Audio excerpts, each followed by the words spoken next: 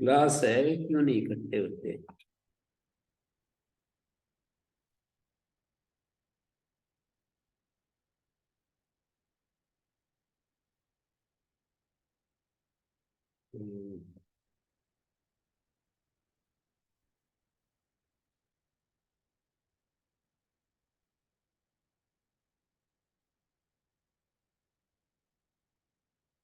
प्रवृत्ति शृणोति, द्रवति प्लवति च्यवति नाम वा। प्रवृत्ति शृणोति द्रवति प्रवृत्ति प्लवति च्यवति तेषाम् अभ्यासस्य तोरवर्ण परे यणि वा इकारादेशो भवति। सनी पड़ता है, सन के परे इकारादेश होता है। सिस्रावैषति सुस्रावैषति, शृणोति सिस्रावैषति सुस्रावैषति, द्रवति दिद्रावैषति दुद्रावैषति, प्लवति पिप्रावैषति पुप्रावैषति, प्लवति पिप्लावैषति पुप्लावैषति, च्यवति चिच्च्यावैषति चुच्च्यावैषति। श्रवति में सिस्रावैषति क्या हुआ? निजंत से सनंत के रूप है सारे, जितने उदाहरण है निजंत से।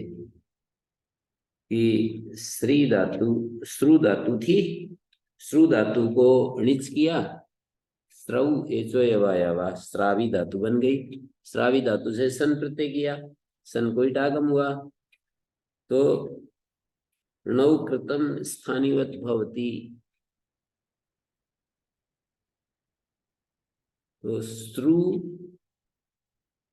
श्रु श्रु दुर्वचन हुआ है, मतलब स्रव कर लो या श्रु कर लो, नीच के पर रहते श्रु को स्रव बना और एचो स्त्राव बना। तो श्रु श्रु दुर्वचन होकर के और उत्तरखंड में तो फिर वही श्राव बन जाएगा। पूर्व खंड में वर्णांत अभ्यास को इकार आदेश हो गया।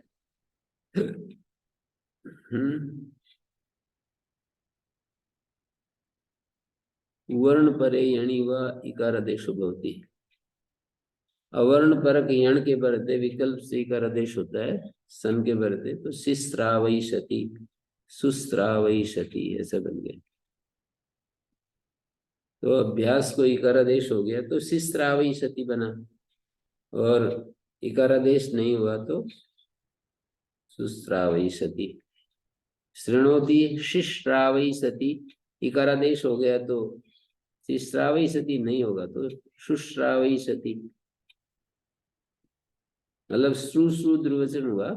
श्रू द्विवचन में शिश्रावई सती और नहीं तो सुश्रावई सती। वर्णांत अभ्यास को यही अर्थ है। ओ अवर्ण परे यणी, मतलब अवर्ण परक यण है सारे उदाहरणों में, अवर्ण परक र है ना।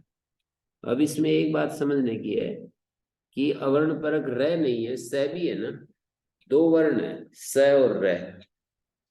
अवर्ण परक यण में तो र आ गया और स जो है एक और वर्ण आ गया, दो वर्ण है।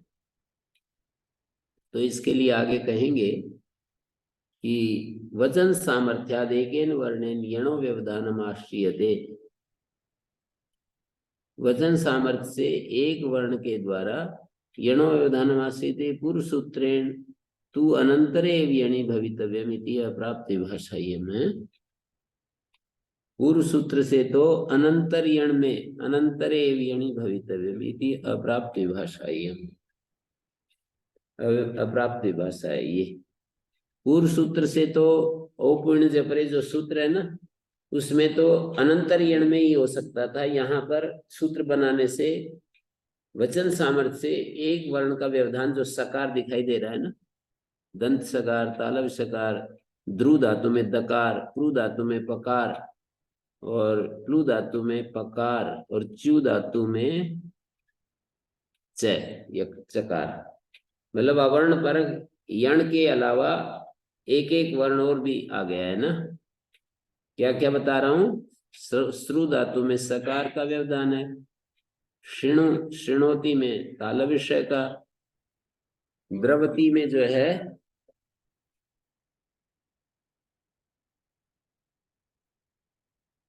द्रवती में दकार है, द्रवती में दकार का व्यवधान है और प्रवती में पकार का है, प्लवती में पकार का है। अलग अलग जो है ना, अलग अलग वर्णों का व्यवधान है ना। च्यवती में चकार का, दो वर्णों का व्यवधान है, मतलब दो वर्णों का व्यवधान भी वचन सामर्थ्य से, दो वर्ण का व्यवधान नहीं, एक वर्ण का व्यवधान है, मतलब अवर्ण परक दो वर्ण है। अवर्ण परक यण तो अपेक्षित है, अवर्ण परक यण के पर रहते तो कार्य होना ही था, पर अवर्ण परक यण के अलावा एक वर्ण और अतिरिक्त आ गया।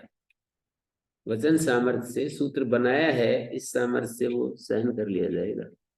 यहाँ यणा जो है 5 एक है या 6 एक है? वचन सामर्थ्याद एकेन वर्णेन यणो व्यवधानम आश्रियते, यण से पूर्व ऐसा अर्थ लगेगा ना।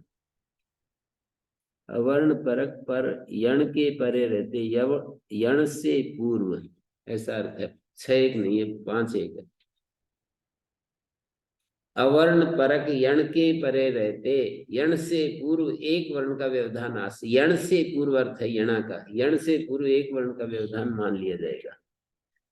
पूर्व सूत्रे अनंतरे यणि भवितव्य, पूर्व सूत्र में तो व्यवधान रहित यण में ही कार्य होना था। यणा में यणी है, यणी लिखा है, है? क्या लिखा है बताते क्यों नहीं? नहीं, ये जो वचन पढ़ा हुआ है ना, वचन सामर्थ्याद एकेन वर्णेन यणो व्यवधानम आश्रियते, यणा है या यणी है?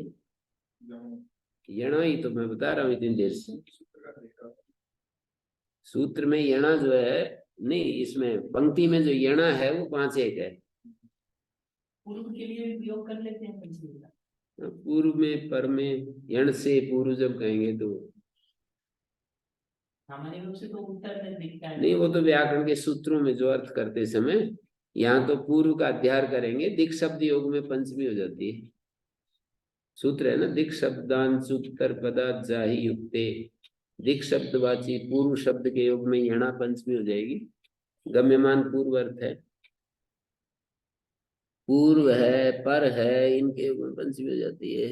अपरे इत्ते शुश्रूषति शुश्रूषते, अवर्ण परे हैं, शुश्रूषति और शुश्रूषते हैं।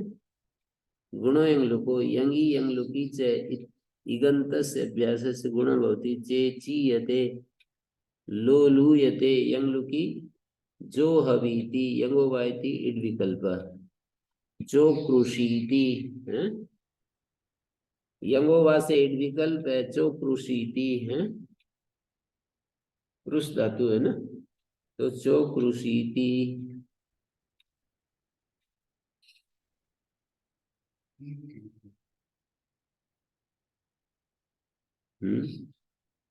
जो कृषीति जो उदाहरण दिया तो अभ्यास में इगंत अभ्यास को गुण हो रहा है जो हवीति में हु धातु इगंत अभ्यास को गुण यंगो वा ईड विकल्प यंगो वा सूत्र से ईड विकल्प है जो हवीति जो कृषीति जो तो तिप के आदि में ही दिखाई दे रहा है ना वो यंगो वा से ईड हो रहा है चेचीयते गुण ची धातु को चेचीयते लोलूयते चेचीयते लोलूयते इत्यादि दीर्घोकिता अकितो अभ्यास दीर्घो होती यंगी यंग लुकी परता। अच्छा ये बताओ यंग लुको सूत्र में लुक का अर्थ यंग लुक कैसे ले लिया और यंग लुक में एक ही क्यों नहीं ले लिया यंग लुक नहीं यंग लुक एक ही ले लो यंग को छोड़ दो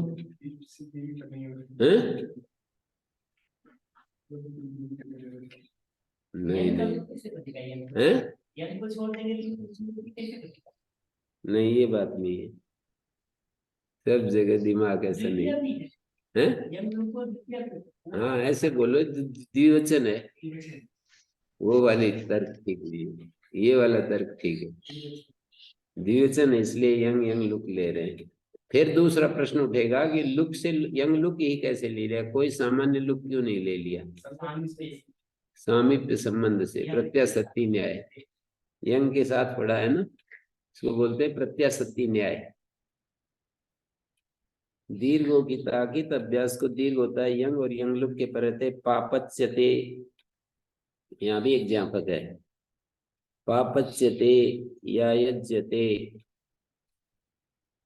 या यजीति अकिता किम यं यम्यते यम धातु है नुगतो नासिकांत से नुक हो गया है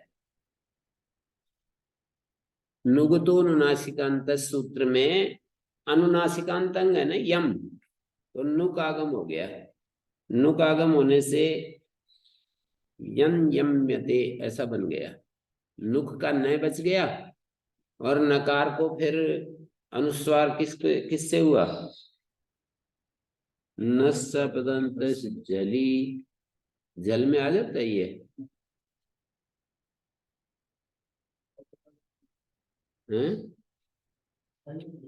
जल में तो आता नहीं अनुस्वार कैसे होगा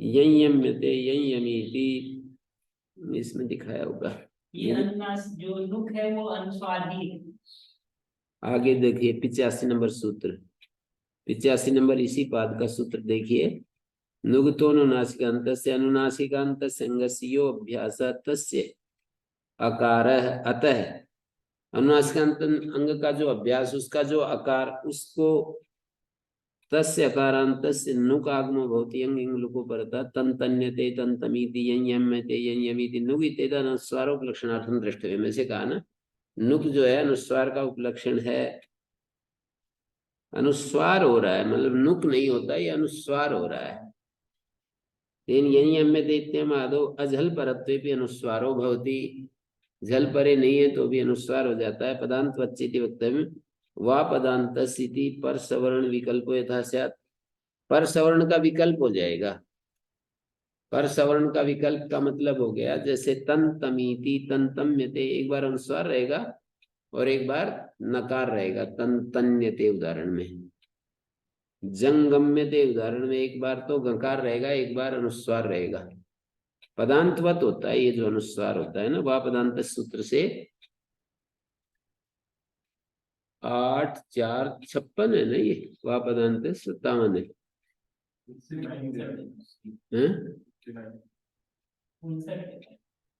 वा पदांत स्थिति पर श्रवण विकल्प यथा स्यात्।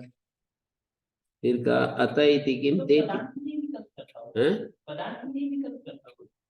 वा पदांतस्य सूत्र पदांत में करता है ना, पदांतस्य, तो ये पदांतवत हो गया है ना, ये अनुस्वार, ये अनुस्वार पदांतवत मानना चाहिए, वार्तिककार ने कह दिया, तो इससे फिर दो रूप बनेंगे।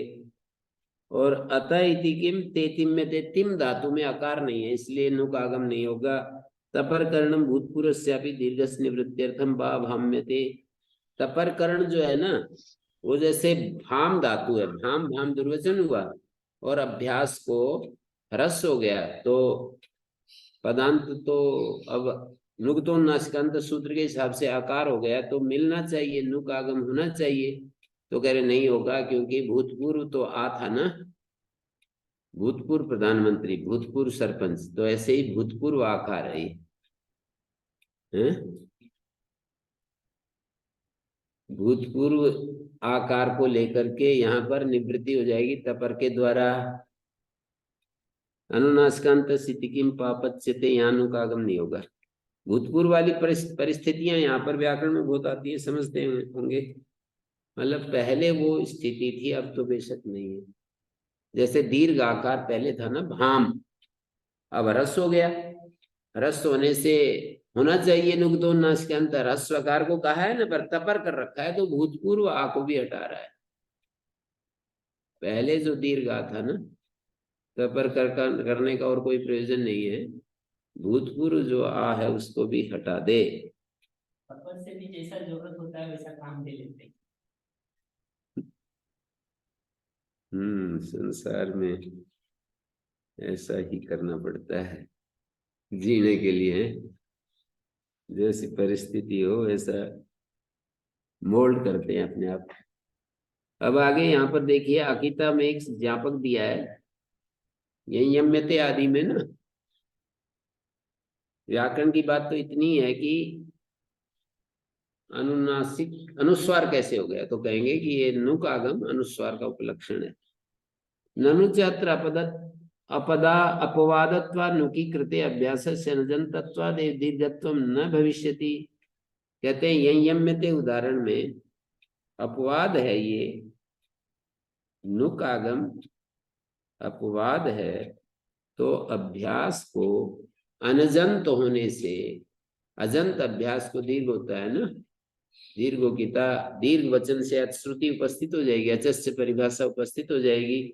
जहाँ दीर्घ ह्रस्व प्लुत कहे जाते हैं वहां षष्ठ्यंत अच उपस्थित हो जाता है, तो अजंत अभ्यास को दीर्घ होता है। तो इस तरह से अजंत अभ्यास को दीर्घ होता है तो अपने आप ही रुक जाएगा नुक होने पर। नुक अपवाद है, अपवाद पहले होता है, अपवाद पहले होता है तो पहले होगा तो नुक पहले होगा, पहले होगा तो अजंत नहीं मिलेगा, अजंत नहीं मिलेगा तो फिर क्या होगा, दीर्घत्व अपने आप ही रुक गया, व्यर्थ हो गया ना, अकित ग्रहण, अकित ग्रहण व्यर्थ हो गया ना। अकित का प्रयोजन तो यही है कि नुक स्थल में दीर्घ ना हो, यम्यते नुक स्थल में दीर्घ ना हो, ये अकित का प्रयोजन है। और प्रयोजन अन्यथा सिद्ध हो जाए तो फिर ज्ञापक बनता है। अन्यथा सिद्ध बोलते हैं ना, अन्यथा सिद्ध हो जाए तो फिर ज्ञापक बन जाता है। प्रयोजन यदि अन्यथा सिद्ध हो ना, अन्यथा उपपत्ति यदि प्रयोजन की हो जाए, अन्यथा अनुपपत्ति में ज्ञापक होता है, ये शब्द पकड़ने के हैं। अन्यथा अनुपपत्ति हो, कोई और तरीके से उसकी उत्पत्ति हो ही ना, प्रयोजन जो होता है उसकी अन्यथा अनुपपत्ति यदि हो गई, अन्यथा उपपत्ति यदि हो गई, अन्य प्रकार से उस प्रयोजन की पूर्ति हो रही है, तो प्रयोजन व्यर्थ हो जाता है। अन्यथा उपपत्ति, हाँ, प्रयोजन यदि कोई नहीं रहता तो ज्ञापक बनेगा। तो ये अकित ग्रहण का कोई प्रयोजन नहीं है, क्योंकि नुक आगम होगा तो वो अपवाद होने से पहले होगा, पहले होगा तो वो अजंत नहीं रहेगा ना। फिर भी अकित कह रहे हैं आचार्य, तो भाई कोई ना कोई तो बात है। ये बात तो वो भी जान रहे हैं कि भाई नुक मैं पहले करूंगा, पहले करूंगा तो अजंत अभ्यास नहीं रहेगा और फिर दीर्घ नहीं होगा, ये बात तो सब जानते ही हैं आचार्य भी। इतनी सामान्य बात वो नहीं जानेंगे क्या? फिर भी वे अकित ग्रहण कर रहे हैं, इसका मतलब ये है कि अभ्यास विकारेषु अपवादा न बाधन्ते। अभ्यास विकार में जो बाध्य बाधक भाव नहीं होता है, उत्सर्ग विधियों को अपवाद बाधते नहीं, अर्थात नुक्तोन्नासिकांत जो सूत्र है ना, वो बाधेगा नहीं इस सामान्य सूत्र को। पहले यही होगा और बाद में नुक्तोन्नासिकांत होगा, तो फिर हम रोक नहीं सकेंगे ना। यदि अकित नहीं कहेंगे तो हम इसको रोक नहीं सकेंगे। अकित कहने पर अब सूत्र का अर्थ क्या होगा? अच परिभाषा उपस्थित हुई। अकित अभ्यास के, अकित अभ्यास, अकित अभ्यास के अच को दीर्घ होता है, इसलिए सिद्धांत कौमुदीकार ने सभी सूत्रों का अर्थ इस तरह से किया है। अभ्यास प्रकरण के सभी सूत्रों का अर्थ इसके कारण ही किया है कि जैसे यहाँ पर ये जो सूत्र है दीर्घोकिता का अर्थ ये करेंगे, अकित अभ्यास के अच के स्थान में दीर्घ होता है। उर्रित का अर्थ करेंगे, अभ्यास के री के स्थान में अकारादेश होता है। गुणों लुक अभ्यास के इक के स्थान में गुण होता है। इगंत अभ्यास को गुण होता है, ये काशिकाकार की शैली है। अभ्यास के इक के स्थान में गुण होता है, ये उनकी शैली। जैसे वो गुण या गुण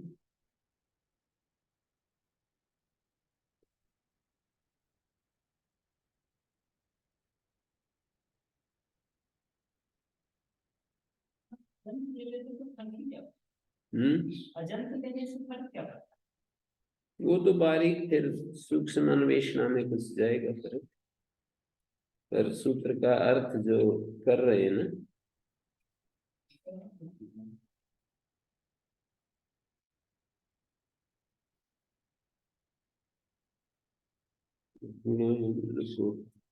एक सूत्र का ही अर्थ मैं पता करता हूँ, इससे पता लग जाएगा।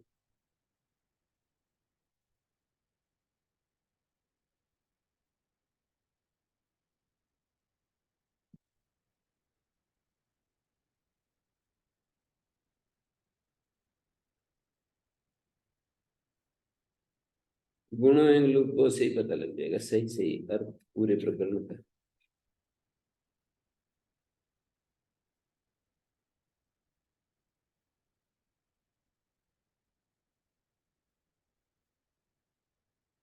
गुणों एवं लोगों 268।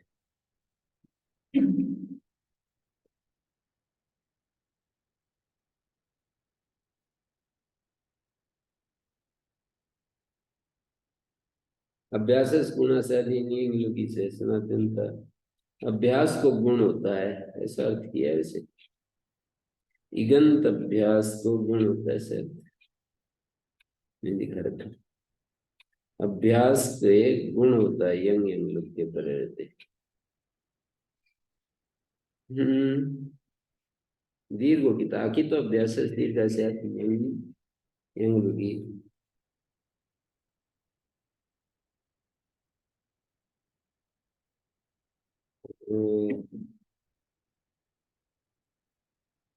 चला इसमें भी ऐसे।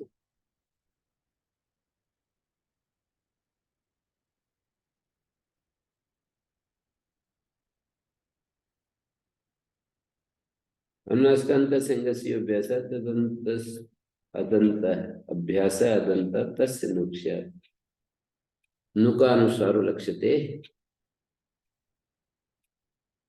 अनुस्कांत संगस्य अभ्यासो अदंत है, जो अदंत अभ्यास उसको नुक होता है।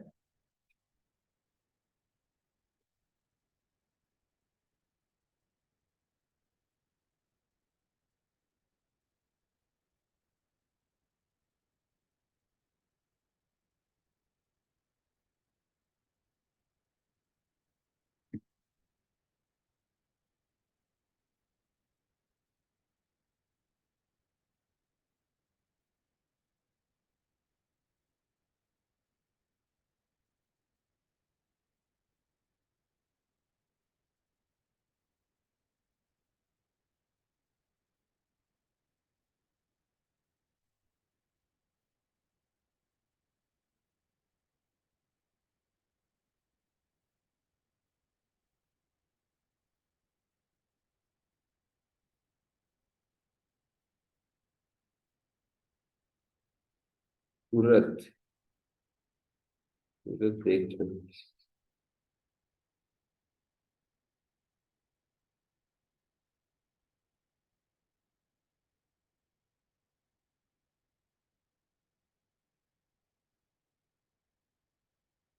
उड़तीस,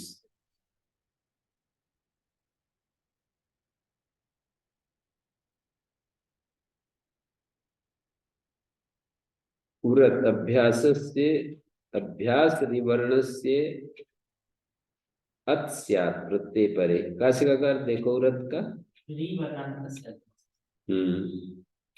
अभ्यास रिवर्ण को अकार आदेश होता है। सब पूरे मुझे ध्यान है, इसका अर्थ ऐसा कर रहे हैं अभ्यास रिवर्ण। आचार्य विश्वदेव जी ये बात बार बार कहते थे, काशिका के अर्थ बहुत शिथिल हैं, सिद्धांत कौमुदी के अर्थ बिल्कुल कसे हुए हैं, ऐसे शब्द बोलते थे। भाष्य के से ज्यादा मैच खाते हैं, भाष्यारूढ़ अर्थ हैं, ऐसे बोलते थे।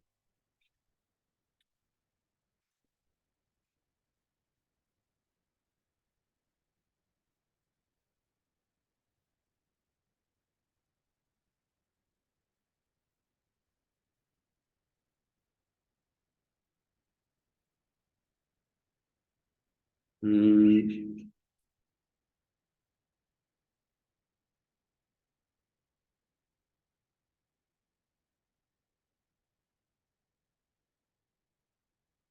तद्वशात् प्रत्ययपरता इति लभ्यते। प्रत्ययपरता एवं संज्ञा विधानात् अभ्यास वर्णस्य।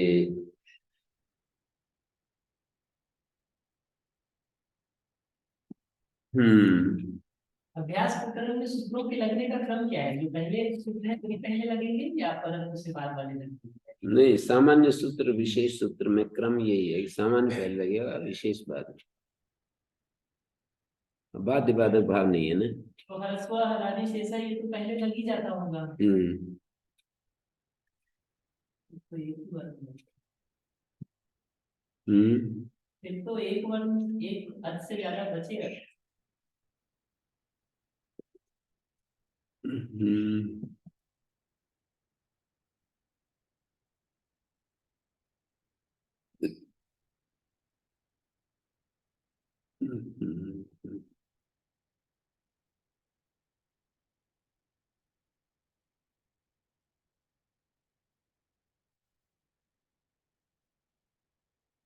आगे है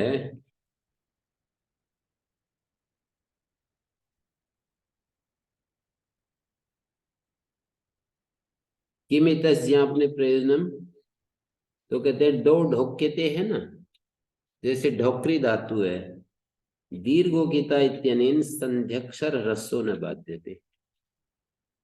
जैसे ढौकरी दुर्वचन, ढौकरी ढौकरी दुर्वचन हुआ ना, ढौक ढौक दुर्वचन हो गया यंग में, यंग यंग लुक में। तो दीर्घोकिता इत्यनेन संध्यक्षर रस्सो, जैसे ढौ को ह्रस्व हो गया, ह्रस्वा सूत्र से ह्रस हुआ तो डू बन गया, फिर गुणों से गुण हो गया। संध्यक्षर ह्रस्व नहीं बाधित होता है। संध्यक्षर को जो ह्रस्व होता है ना, वो बाधित नहीं होता है। धौ दीर्घोकिता इत्यनेन, दीर्घोकिता के द्वारा संध्यक्षर ह्रस्व बाधित नहीं होता है। दौ ढोक्यते में क्या प्रक्रिया बनेगी? ढोक ढोक दुर्वचन होगा, और दुर्वचन होने के बाद ह्रस्व प्राप्त हुआ तो ह्रस्व भी हो जाएगा।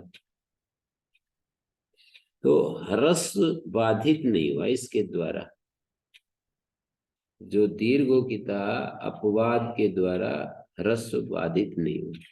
ह्रस्व बाधित नहीं हुआ, यदि बाधित हो जाता तो दीर्घ को दीर्घ ही हो जाता, बाधित हो जाता तो जैसे अग्निवत पर्जन्यवत लक्षण प्रवृत्ति होती है ऐसा मानकर ढौक ढौक दुर्वचन हुआ, तो ढौ में तो दीर्घ औकार है, तो दीर्घ को भी दीर्घ ही हो जाता, ह्रस्व बाधित हो जाता। ह्रस्व नहीं होता तो फिर दो ढोक के रूप नहीं बनता, क्योंकि ह्रस्व तो होता नहीं, फिर उसको गुण भी नहीं होता, इक के स्थान में जो गुण होता है। अभी तो प्रक्रिया ये है कि पहले ह्रस्व होता है, फिर कोई दूसरा कार्य होता है, तो फिर वो गुणयुग्ल बीच में प्राप्त होने लगता है, तो वो हो जाता है, तो डौ ढोक केते बन जाता है। और अचीकरत में दीर्घो लघो इत्यनेन संवदित्वम न बाध्यते, ये ऐसे समझ लीजिए।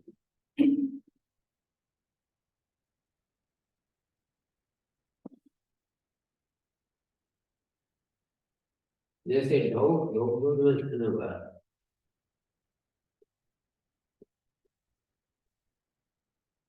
ये यंग है, तो यहाँ पर हलाती शेषा, और इसको दीर्घ को दीर्घ करेंगे तो रूप यही बनेगा। अभी तो इसको ह्रस्व हो जाता है,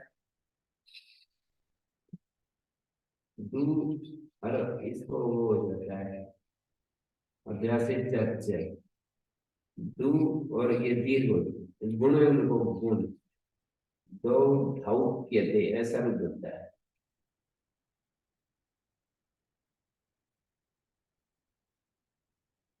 अचीकरत का उदाहरण ऐसे है,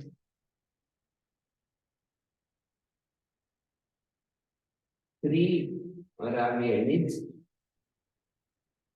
और ये क्या है अचीकरत चंग, श्री को कार उपदारस कर, नियम हो गया, उपदारस हो गया कर, और कर कर दुर्वचन हुआ।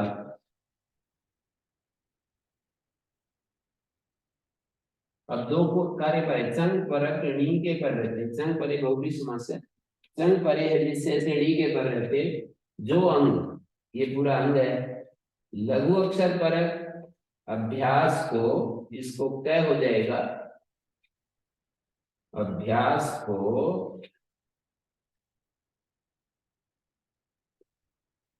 चंग परक णी के पर रहते, जो अंग लघु अक्षर परक अभ्यास को संवद कार्य होता है।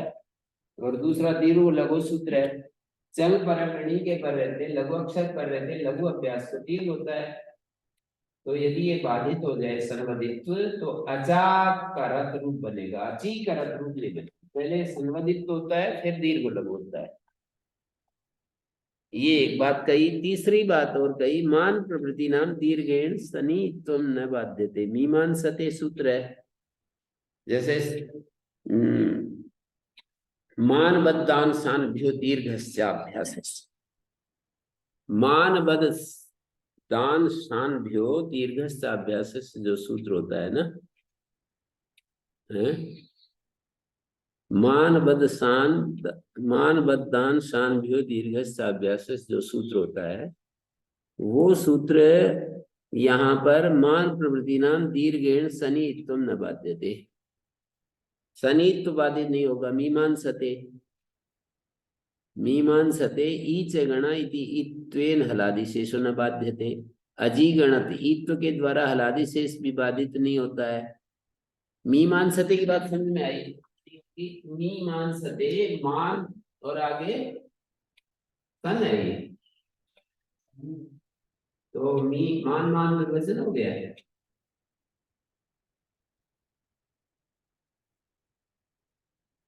दीर्घ होता है ना, वो दीर्घ सन्यता से इत होता है, रस होता है, पहले रस होता है सन्यता, दीर्घेण सनी तुम न बात देते, दीर्घ के द्वारा जो दीर्घ अभ्यास से सिखाया, दीर्घ के द्वारा सन्यता से जो इत होता है वो बाधित नहीं होता है। सनी तुम न बात देते। और ईच गणा, गण के ण को जो ई पाता है, हलादि शेषा बाधित नहीं होगा, अजीगणत रूप हो गया, सारे रूप ऐसे हो जाएंगे। नीग वंशु संसु ध्वंसु भ्रंशु ये जो अचीकरत रूप बनाए हैं, हाँ, इसमें नौ कीर्तन सारे वक्त बहुत भी नहीं लगता है द्वित्व करने में। नहीं इसमें तो नहीं लगेगा। णी के परते जहां अवर्ण होता है ना, वहीं वो परिभाषा लगती है, सब जगह नहीं लगती। जहां उस धातु में अवर्ण होता है ना, नी परे रहते हो, हाँ, णी के परते, जैसे क्रीत धातु है वहां भी नहीं लगता है। कीर्त ऐति रूप बनता है, रीतित धातु तो वहां भी नहीं लगता है। जहां अवर्ण होना, अवर्ण होगा, तुल्य जाति अपेक्ष ज्ञापक होते हैं। अवर्ण परक नहीं चाहिए। मतलब वो ज्ञापक अवर्ण परक, मतलब अवर्ण परक नहीं, नहीं यूं कहेंगे कि संग पर वो जो नी है ना, उससे पूर्व में अवर्ण, धातु में अवर्ण चाहिए। यहाँ कर में तो आ गया। नहीं, क्री है ना, क्री, णी के परे थे किया कार्य, किसको कार्य किया है, क्री को कर बनाया है ना। हाँ, ठीक। वहीं पे अवर्ण चाहिए। हाँ, इसमें तो कर, मतलब कर भी लेंगे तो कोई दिक्कत नहीं है। क्री को मतलब यदि हम क्री क्री दुर्वचन कर दिया, हाँ, फर्क तो नहीं पता, लेकिन प्रक्रिया क्या है वो पता है। क्रीत में अंतर पड़ेगा। जैसे क्रीत धातु है ना, क्रीत संशब्द ने धातु है। अब यहाँ पर णी के पर रहते क्या कार्य किया है, ऋति धातु किर, ऐसा बना ना। और नव कृतम स्थानीय भवती यदि करें,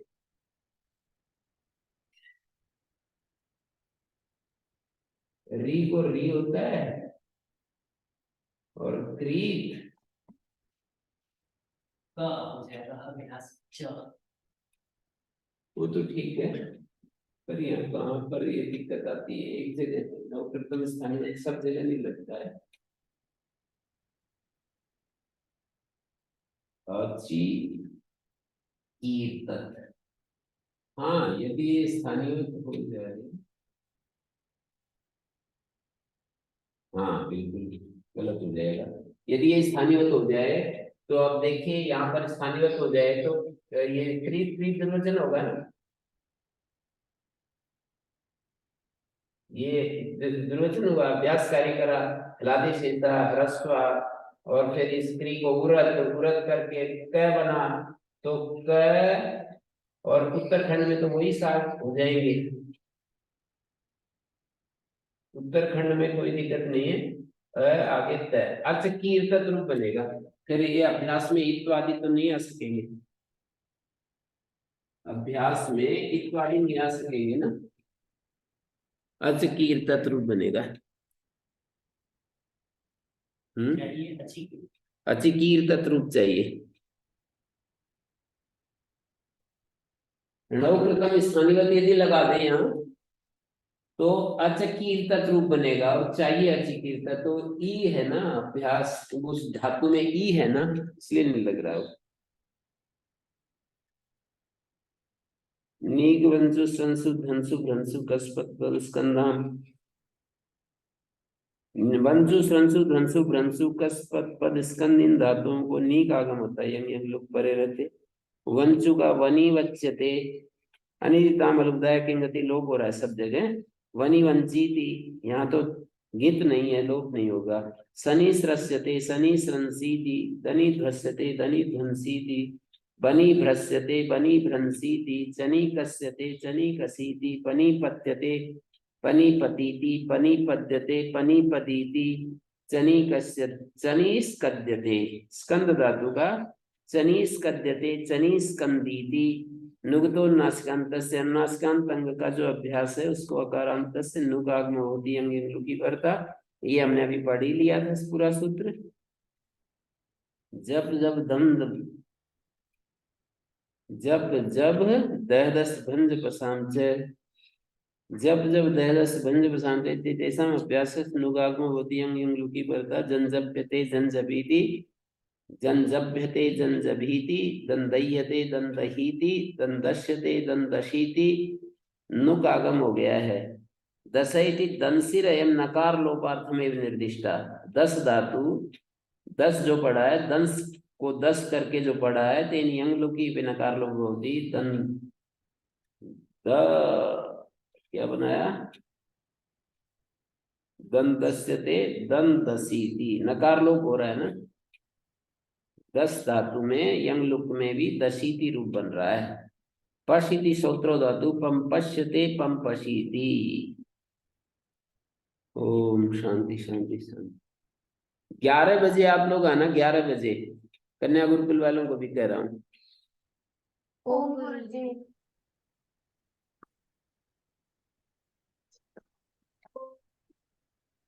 ओम